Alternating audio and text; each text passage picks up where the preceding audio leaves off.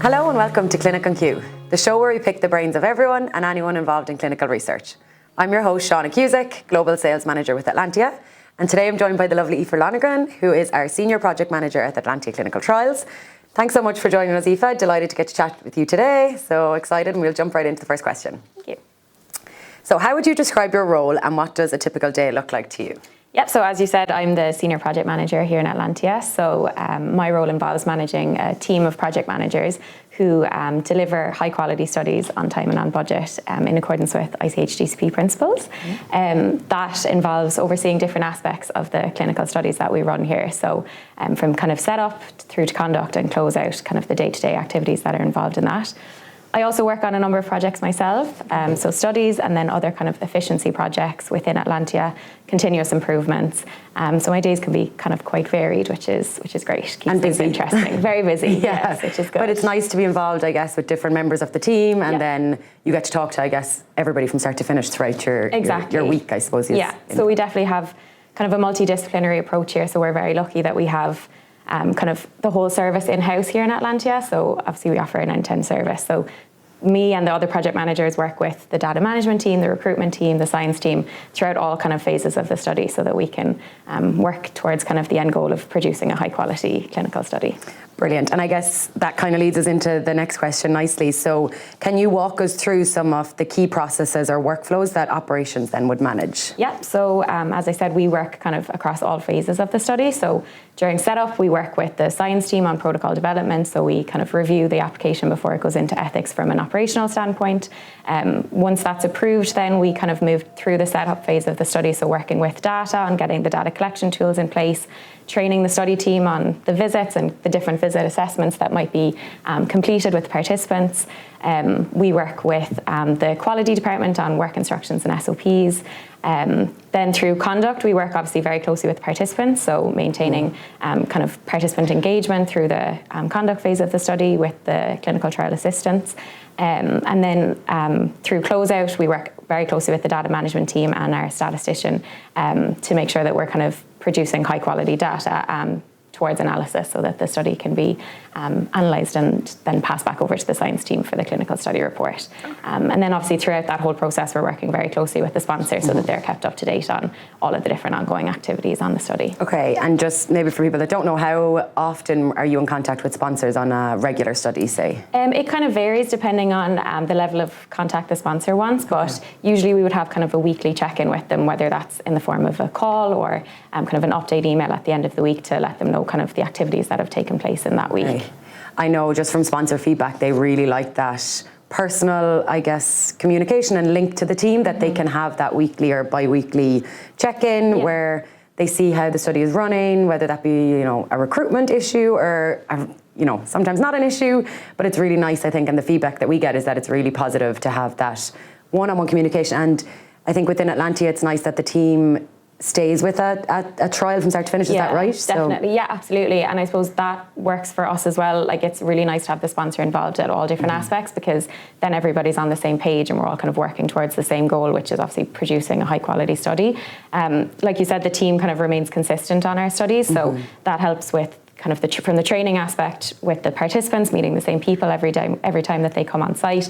And then with the sponsor, obviously having that one consistent person throughout all phases of the study is really nice, because we get to kind of develop that close relationship and, like I said, work towards kind of that same goal. Brilliant, okay. Leading nicely now into question 3. So what do you think is the most important part of conducting a successful clinical trial? I think we've kind of touched on it there, but it really is communication, I think. Whether that's within kind of the internal Atlantia team or the external team with the sponsor. Like I said earlier, we're really lucky that we have kind of everything in-house, which makes communication within Atlantia very easy. Everyone is on site here in our Cork office or similarly in our Chicago office, which means you can kind of pop over to someone's desk and ask them a question or get something kind of maybe an issue resolved quite quickly, because we're all here to communicate efficiently together. And then obviously, like you said, with the sponsor, having that line of communication with them if there happens to be an issue that we run into, or just to kind of keep them up to date on everything. It makes life obviously easier because things can get resolved quicker, and you're not, I suppose, apprehensive about communicating anything. Like even if it's, I guess, bad news or good news, it's good to keep that communication line open. You know, if something goes wrong, I think we're very open and transparent about it to let sponsors know immediately, but also let them know when it's good news too. So it works, you know, nicely to have that one-on-one communication. Yeah, and it's nice to kind of share that positive news with them, you know, whether it's first participant, first visit or the last randomization, where we're at in terms of the timelines. Obviously, we like to adhere to the timelines as best as we possibly can. So letting them know kind of all the different kind of creative things we're doing to make sure recruitment is maybe running smoothly. And then getting the kind of wider team involved in that sponsor communication as well. So, you know, say keen getting on calls with our sponsor to keep them updated on kind of maybe different PR campaigns that we're running, or even just getting maybe our clinical research coordinators involved with the wider team to give them that kind of experience. But communication, I think all around is really important. Very good. Okay, we'll move into the next question then, which I guess is probably related to, but what is one of the biggest challenges you face when conducting a clinical trial? I suppose as much as we can plan for every eventuality and any kind of risks that we foresee, studies can kind of throw up unforeseen issues. Recruitment challenges can kind of be one that comes up from time to time, but we're really lucky here that we have a great recruitment team that, like I say, kind of come up with creative ideas to get our participants in and engage with our participants to keep them kind of coming back for repeat studies. So we have some participants on our database that have been in for multiple studies. So that's kind of maybe one challenge that we face. We've worked really hard over the last couple of years in terms of our data quality, so maintaining a really high standard of data quality. So I suppose a challenge there is just making sure that we're always keeping up to date on like quality checks, making sure that our data is like complete and consistent, and that our team are, you know, continuously monitoring that on an ongoing basis. So that can be quite like laborious work, I suppose, to make sure that everything is in check, but it's definitely something that's really, really important to us. And I guess saves time in the long run. Exactly. When you get to close out, if you've been kind of maintaining that on an ongoing basis, it definitely makes life easier at the end. And then going back, I think, to your the recruitment being very important. I think when you are involved in the protocol development at an early stage, you get a feel for the inclusion and exclusion, and you can put your input in there, where before it even gets to an ethical committee, you have your input because you're on the ground really, and you see, you know, what real world populations are like, and there's no point in adding in a exclusion or an inclusion that is just unrealistic for recruiting a study. So, and I suppose our project managers here have a lot of experience across a wide variety of studies. They've been with us for a number of years, so they've worked on multiple studies, and like you said, they kind of know what works in the real world and kind of what potential inclusion or exclusion criteria have maybe caught us before and have been an issue before, and maybe how best to kind of come up with a solution around that. An alternative maybe that would work better, or just kind of like having a discussion around it so that we can kind of plan for those potential issues further down the line. Yeah, and it's nice you pointed out, I know a lot of our project managers have been here for a number of years, so you know, outside the door here there could be 5 different studies in 5 different health areas, and that's just one day. You know, every day could be a different health area with a different study, but the project managers have a lot of experience working over different health areas. Yeah, really. Lots of different health areas, lots of different types of studies, and so that's great because when it comes to like that protocol development, we kind of know from an operational aspect, we can kind of pull from our experience on other studies and see kind of what's worked well in the past and make those recommendations. Brilliant. Okay, so then looking back on your career, what are some of the biggest changes that you've seen in clinical trials? And I guess from the role of a project manager, how has that evolved since you started, and where do you maybe see it going in the future as well? So I think definitely the biggest change that I've seen is kind of the advancements in technology. So when I started a couple of years ago, it was a lot more paper-based data collection, which was obviously quite manual and very time-consuming, whereas now we're really making kind of the shift to more digitalization and electronic data capture across kind of all aspects of our studies. So from how we recruit our studies to actually getting the participants on site and collecting the data with them here on site more kind of electronically and more efficiently, which I think has been great because it obviously saves time. It cuts down on kind of the manual checks that we would have had to do in the past. And then for obviously the participants, it's a lot easier. It makes our life easier when it gets to closeout as well, from kind of a data quality and a data integrity perspective.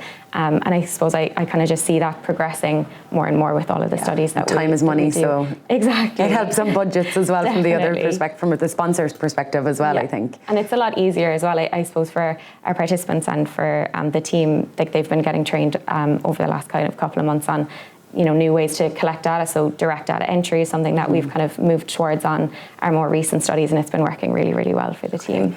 I know you touched on it a little bit as well with technology, and I guess there's a lot more things moving to the decentralized model, and we have our own in-house technologies that we use, but we have kind of a recruitment new kind of recruitment platform as well. If you want to maybe just touch on that. So Keen, our recruitment manager, has been working on a recruitment platform that he's pretty much kind of built from scratch with the help of our app provider that we work with. And so we've kind of been going through the testing phases, and Keen's been integral in kind of getting that up off the ground. So we've started to kind of gradually introduce it to some of our new studies, and it just kind of, I suppose, streamlines the process for getting participants booked in for visits, pre-screening them and getting them on site, and then when they're on site, kind of managing them through the conduct phase of the study and their participation in the study. So that's been great. It's I suppose been a really big kind of advancement that we've been working towards over the last couple of months, and Keen's been great in getting that off the ground. And I kind of just foresee that progressing more and more, so kind of adding to that over the next couple of months in terms of participant access and things like that, and maybe sponsor access further down the line to different kind of aspects of it. Yeah, brilliant. And then just from a technology point of view as well, have you seen a lot more technologies, I guess, being used within the clinical trials? So for maybe skin technology and things like that maybe 5 years ago weren't involved in trials? Definitely, yeah. So we've definitely worked on studies over the past kind of couple of months or the past year that have had different pieces of equipment and different softwares that we've used, whether it's like that for skin studies or stress studies, and they've been really interesting to work on because they're obviously different from just your standard maybe questionnaire, visit assessment that we would have done. And obviously the results that can be yielded from those are really interesting. Yeah, it provides more objective data, I suppose, than subjective data. And both work really well together then in a clinical study. So, okay, fantastic. We're going to move into everyone's favourite, the rapid fire round. So shoot the first thing that comes to your brain. Okay. Okay, so what is the first thing you do when you wake up? Let my dog out. Oh, little Sunny. Yes, so I just recently got a new dog, and my morning has definitely changed. So up nice and early in the morning with the dog. Insert picture of Sunny. Yes. Okay, what is a book or a movie that has inspired you recently? Ooh, I'm not great with books or movies. TV show even? I was absolutely glued to the Olympics when it was on, so I feel like that was quite inspiring. So oh my God, definitely the Irish that. athletes, they were incredible. They were incredible. Yeah, like they inspired. absolutely. I want to have the bow in my hair like the Irish girl runners, or go swimming again. Maybe. Yeah, and even their homecoming and everything was amazing. So, yeah. Okay, I would agree with you on that one. Okay, what is your favourite way to unwind after a long day? Go home, cook a really nice dinner, and have a really big glass of red wine. Oh, yes, my girl. Okay, what is your guilty pleasure snack? Guilty. Just cutting a block of cheese and eating slices of cheese. That is fantastic. That is a guilty wine. pleasure. Yeah. Any particular cheese? Like a really strong cheddar. Oh yeah. Or what's the cranberry cheese? Oh yes, I love that, but I can't remember what it's called. You actually make a good cheese board, I'll say as well. So. And last one then, if you could live anywhere in the world, where would it be? Well, I lived in Chicago for a couple of months with Atlantia, and it's definitely like my favourite place, so I would definitely go back there. Okay, yeah. I thought you were going to say Tipperary. Oh, fair. Yeah, of course. Home county, love Tipperary. Okay, and then last question, Aoife. So if you weren't working in clinical research and had to do something else with all of your time, what would it be? Ooh, I think I kind of always knew that I wanted to work in the science field from when I was younger.